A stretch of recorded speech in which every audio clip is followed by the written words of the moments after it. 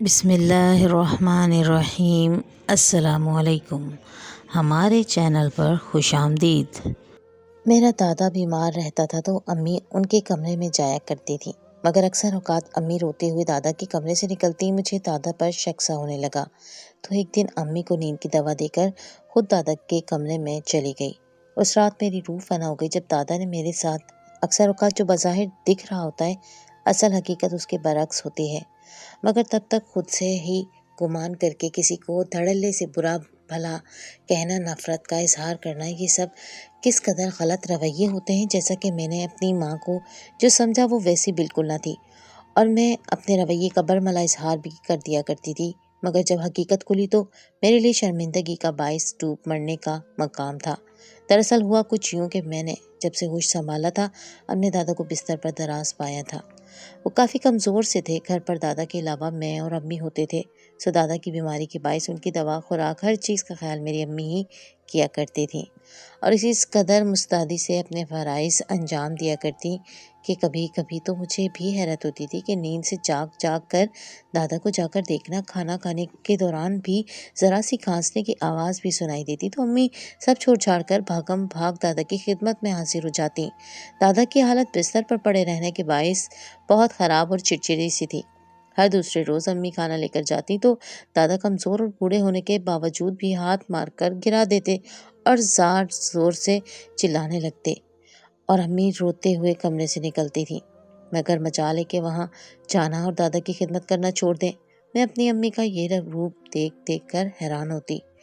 آج کے اس دور میں تو سگی اولاد ایسے رویے برداشت نہیں کرتی، اور ایک امی ہے بالکل غیر ہو کر بھی اس قدر دادا کی خدمت گزاری میں مگن رہتی تھی، مگر کبھی کبھی تو امی اس پوری طرح روتی ہوئی پائی جاتی کہ میں بھی دل برداشتہ ہو جاتی تھی، اور امی سے کہتی کہ آپ کیوں اس قدر تکلیف جھیل رہی ہیں؟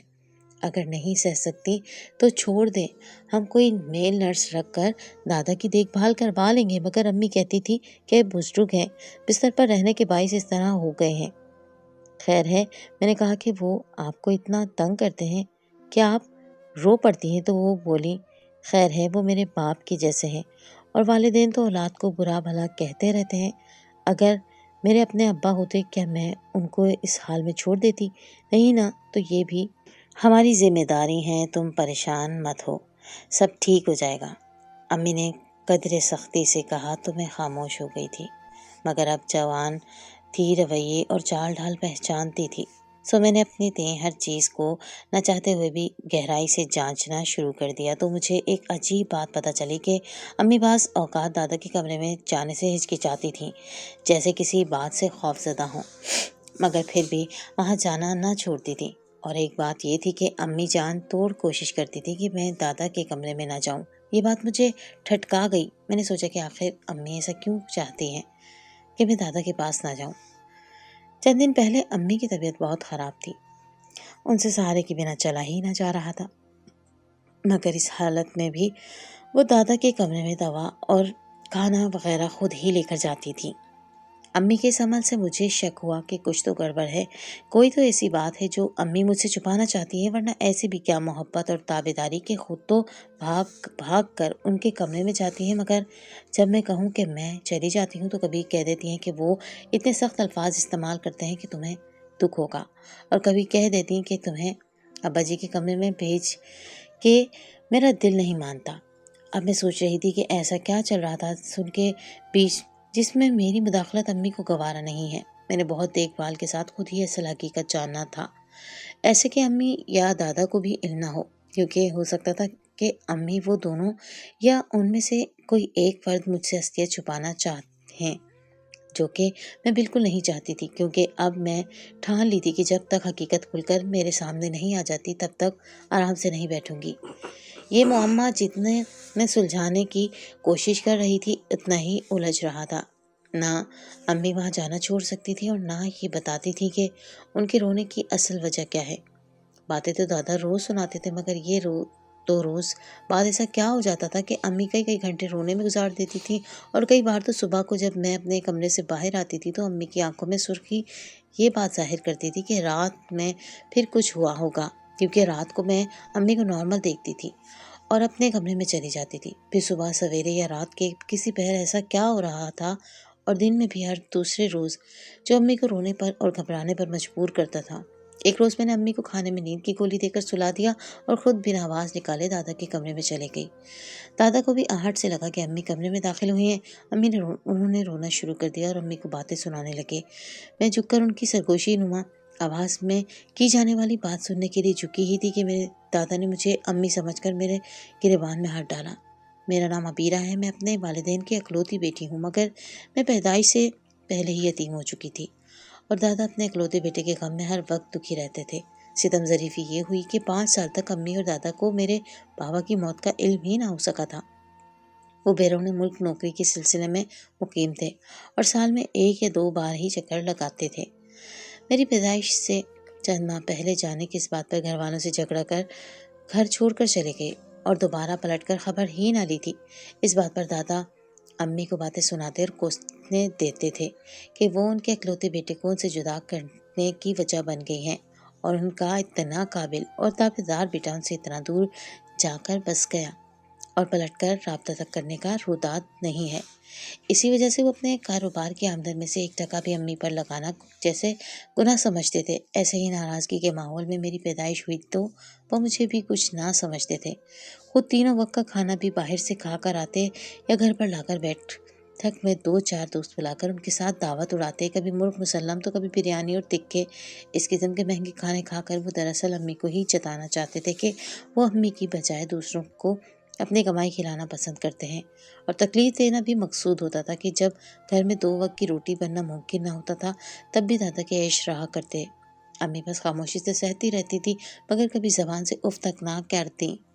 میں تھوڑی سی سمجھ بوجھ والی ہوئی تو یہ رویے دیکھ کر دادا سے نفرت کرنے لگی کہ ہم روز بھوکے مرتے اور دادا کو ہوٹل میں جا کر کھانا کھانے پسند ہے۔ امی نے اپنی تعلیم کو کام میں لا کر جاب شروع کر دی تھی، جس سے بمشکل تمام گھر کا خرچ چل رہا تھا، مگر میں بچی تھی۔ جب کبھی دادا گھر پر کھانے لے کر آتے اور کچن سے خود ہی برتنوں میں کھانا نکال کر مجھے بے دردی سے نظر انداز کر کے بیٹھک میں جا کر بیٹھ جاتے تو میرا دل کرتا تھا میں بھی یہ مزیدار کھانے کھاؤں۔ 1-2 بار تو میں نے خود ہمت کر کے دادا کو ہاتھ سے پکڑ کر روکا اور کہا، دادا مجھے بھی یہ کھانا ہے۔ تو وہ بولے، اپنی ماں سے کہو مجھے کیوں کہتی ہو؟ یہ کہہ کر وہ چلتے بنے اور میں رونے لگ جاتی تھی۔ امی کی جانب دیکھتی تو وہ بھی مجھ سے نظریں چرا کر وہاں سے ہٹ جاتی۔ میں نے ترس کر زندگی گزار دی تھی۔ اسی وجہ سے میرے دل میں اپنے دادا کے لیے ہر گزرتے دن کے ساتھ پہلے سے زیادہ نفرت بڑھنے لگی تھی۔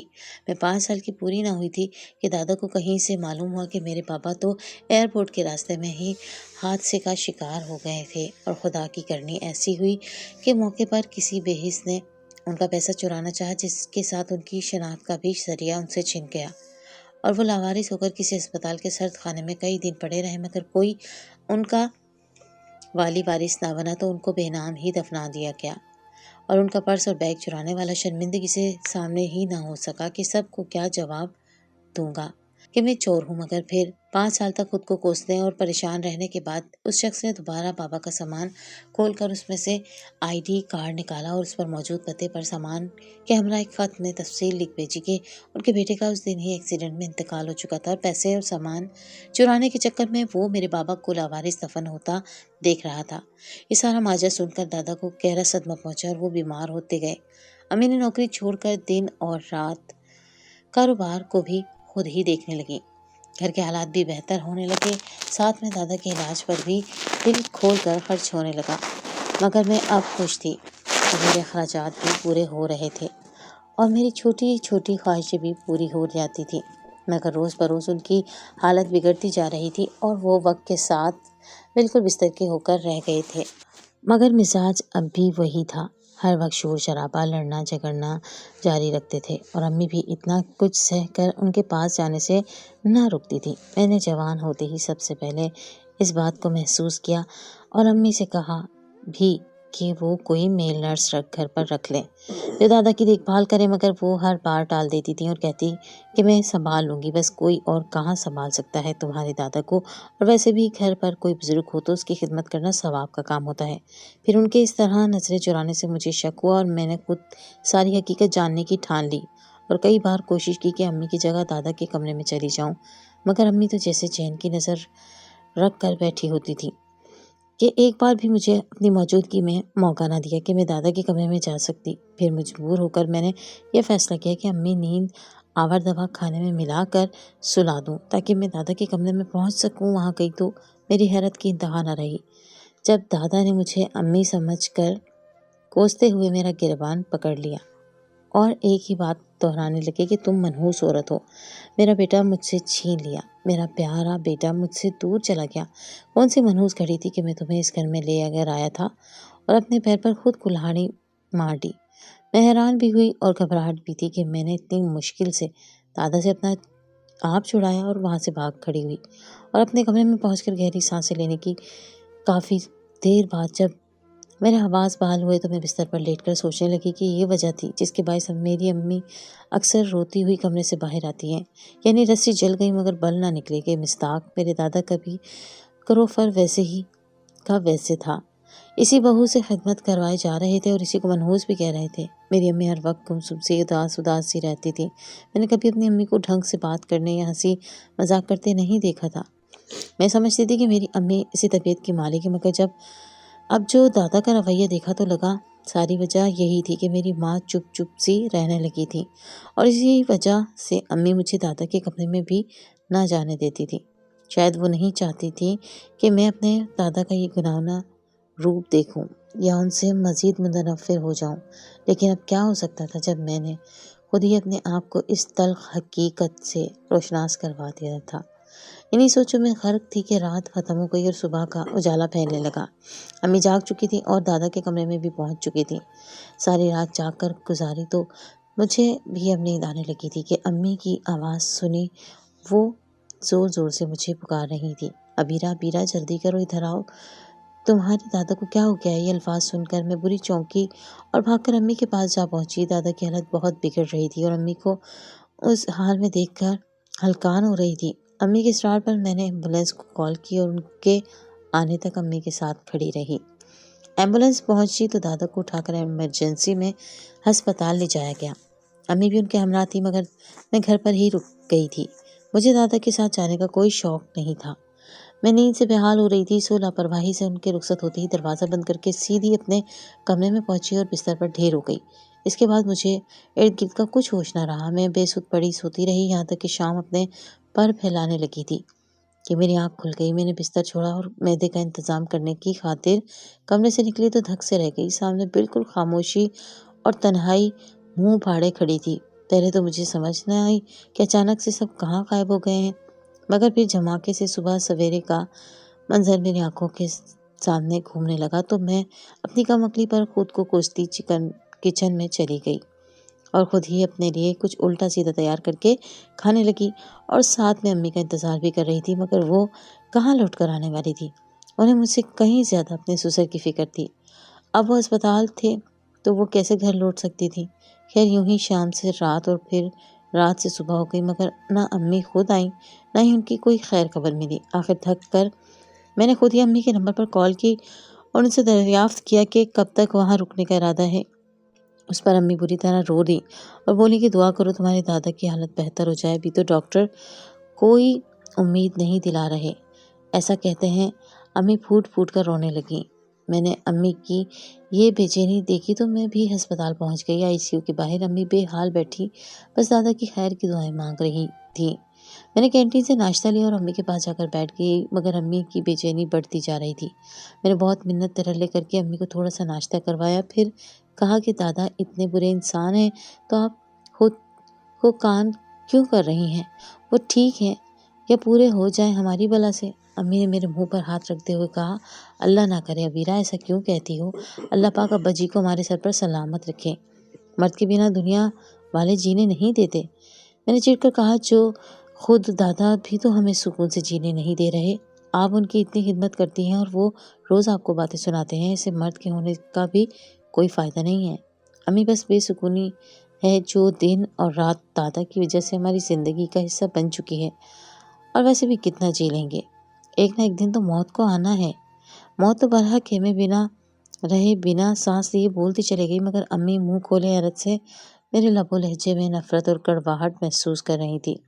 پھر سختی سے بولی، تم ابھی اتنی بڑی نہیں ہوئی کہ خود سے فیصلہ کر سکو، تمہیں صحیح غلط کی پہچان ہی نہیں ہے، تم اپنے دادا کا رویہ دیکھ رہی، اس کے پیچھے کی تلخ کہانی کا تمہیں علم ہی نہیں ہے، ایسی کہانی جو میری روح کو زخمی کیے رکھتی ہے اور مجھے میرا ماضی بھولنے نہیں دیتی۔ تمہارے دادا بیچارے تو بے قصور ہیں، تم سب کی اصل گناہ گار تو میں ہوں۔ یہ انکشاف میری روح کو زخمی کر گیا تھا، سوچ سوچ کر میری حالت بری ہو گئی تھی، ایسا لگ رہا تھا میری دماغ کی نسیں پھٹ جائیں گی اگر جلد از جلد مجھے میرے سارے سوالوں کے جواب نہیں ملے تو۔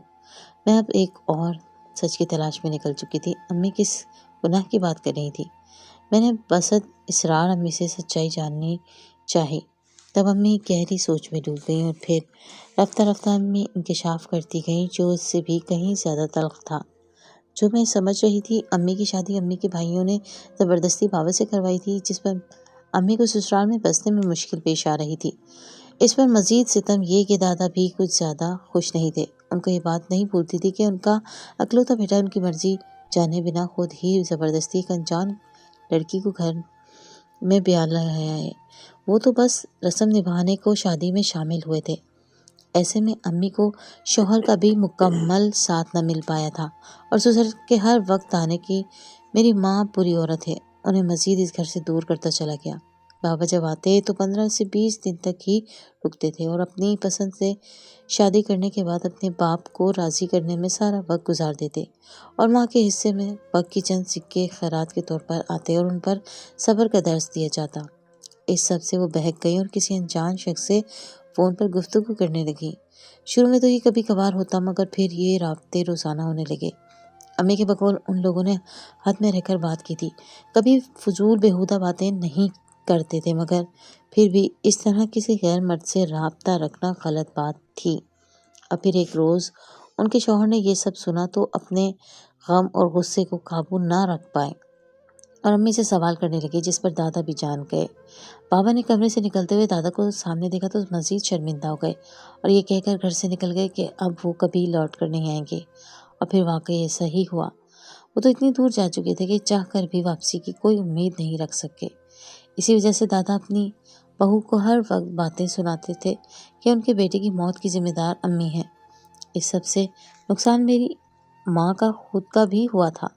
ان کی بیٹی یتیم ہو چکی تھی اور وہ بھری جوانی میں بیوہ ہو کر بیٹھ گئی تھی۔ دادا کو اپنی بیماری کے دنوں میں ماں کے صبر اور اپنی زیادتی کا شدت سے احساس ہوا تھا۔ ماں نے اپنے شرمندہ ہونے اور گناہ کا ازالہ کرنے کا ثبوت دادا کی بیماری میں ان کا خیال رکھ کر دیا تھا۔ ماں اب روزانہ معافیا مانگتی تھی مگر دادا ان کو معاف کرنے کا ظرف نہیں رکھ پا رہے تھے۔ انہیں ہر بار بہو کی معافی پر اپنے بیٹے کا مرجھایا ہوا چہرہ یاد آ جاتا تھا۔ امی نے مجھے کہا تھا، بیرا میں لاکھ چاہتی ہوں کہ میں اس سب کو فراموش کر دوں مگر تمہارے دادا کی بے بسی مجھے ایسا کرنے نہیں دیتی، جو موت کے دہانے پر کھڑا اپنے آخری دن گن رہا ہے، مگر میں چاہ کر بھی اتنی اعلیٰ ظرف نہیں بن سکتی۔ میں نے اپنے شوہر کو اور ان کے بیٹے بے موت مار ڈالا۔ اگر میں نے وہ سب نہ کیا ہوتا تو میں انہیں شاید موت بھی نہیں آتی، مگر جیسے حرکت تمہارے بابا کا دل دکھا کر میں نے کی تھی، شاید ہی کوئی بیوی اپنے شوہر کے ساتھ ایسا کرتی۔ ایک بار بھی میں نے نہیں سوچا کہ ان کو اپنے بیٹے کی اذیت میں مبتلا دیکھ کر کتنی تکلیف ہوگی۔ آج بھی مجھے یاسر کا چہرہ، ان کی آنکھیں یاد آتی ہیں۔ ان کے چہرے پر میری بے وفائی کا ڈر تھا، ان کی آنکھوں میں بے یقینی تھی، ان کی شکایت کرتی ہوئی آنکھیں مجھے اپنے آپ کو معاف کرنے نہیں دیتی۔ یاسر اس وقت کتنی تکلیف میں تھے، انہیں برا لگ رہا تھا کہ میں نے ان سے بے وفائی کی اور وہ یہ صدمہ نہیں سہ سکے۔ مجھے کچھ بولنے کا، اپنی صفائی کا بھی موقع نہیں دیا اور ایسے ہی ناراض ہو کر مجھ سے بدظن ہو کر چلے گئے اور میں زندہ بچ گئی۔ اب ہر رات تمہارے دادا سے معافی مانگتی ہوں تو بیتے دنوں کی راکھ کو ریت دیتی ہوں، ان کو ہر دن نئے سرے سے غمزدہ کر دیتی ہوں، مگر میں بھی مجبور ہوں۔ اپنے مفاد کے لیے تمہارے دادا سے معافی مانگتی ہوں اور ان کی خدمت بھی کرتی ہوں کہ شاید یہ معاف کر دیں تو ان کا بیٹا اور ساتھ میں میرا رب بھی مجھے معاف کر دے۔ میں نے اپنا، تمہارے دادا کا اور تمہارا اتنا بڑا نقصان کروایا، اب اپنی اس بے وقوفی پر پچھتاتی ہوں، مگر اب پچھتانے کا کیا فائدہ، اب تو بہت دیر ہو چکی تھی۔ میں اس دن سے حیثیت میں ہوں، سونے لیٹتی ہوں تو یاسر کی شکایت کرتی ہوئی آنکھیں نظر آتی ہیں اور ان کے سینے میں اٹھتا ہوا درد میں اپنے سینے میں محسوس کرتی ہوں۔ امی کی باتیں سن کر مجھے لگ رہا تھا میرا دل درد سے پھٹ جائے گا۔ تبھی میں نے امی سے کہا، آپ کیوں دادا کے ساتھ رہتی تھی؟ انہوں نے آپ کو گھر چھوڑ کر کیوں نہیں جانے کو کہا؟ تب امی بولی، گھر چھوڑ کر جاتی تمہارے دادا جانتے تھے کہ میرا کوئی نہیں ہے، کون مجھے بیٹی کے ساتھ اپنے گھر پر رکھتا؟ میں اس قدر صدمے میں تھی کہ شروع میں مجھے کو کچھ سمجھ نہیں آیا کہ کیا ہو گیا۔ مجھے تمہارے دادا نے خود ہی تمہاری خاطر روک دیا اور میں تمہیں کہاں لے کر جاتی؟ در در کی ٹھوکریں کھاتے، اس لیے میں بھی یہیں رہ گئی تاکہ تمہارا دادا تمہارا سرپرست بنے۔ میں سب سن کر چپ ہو کر رہ گئی تھی۔ نہ جانے دادا کی مزید کتنی زندگی باقی تھی۔ دادا کیوں نفرت میں اتنے اندھے ہو گئے کہ مجھ پر بھی وقت کو تنگ کیے رکھا۔ مجھے امی کا بہت دکھ ہو رہا تھا۔ کم سنی میں شادی، وہ بھی زبردستی کی، اس پر شوہر کی بھرپور توجہ کا نہ ہونا یہی رنگ لاتا ہے۔ تو دوسری طرف دادا پر بھی ترس آ رہا تھا۔ اب ان کی حالت خطرے سے باہر تھی، سو میں نے دادا سے جا کر معافی مانگی تو دادا بھی رو پڑے کہ انہوں نے اپنے بیٹے کے دکھ میں اس کی نشانی کو اس طرح اذیت دی، اور امی کو بھی کہا کہ وہ جس طرح اپنے کیے پر شرمندہ ہیں اور ساری جوانی مجھ پر ان کی خدمت پر وفا شعاری سے ختم کر چکے ہیں، اس کے بعد اب وہ مزید امی سے بھی ناراض نہیں رہ سکتے۔ اس دن کے بعد ہمارے گھر پر سب بہتر ہوتا گیا۔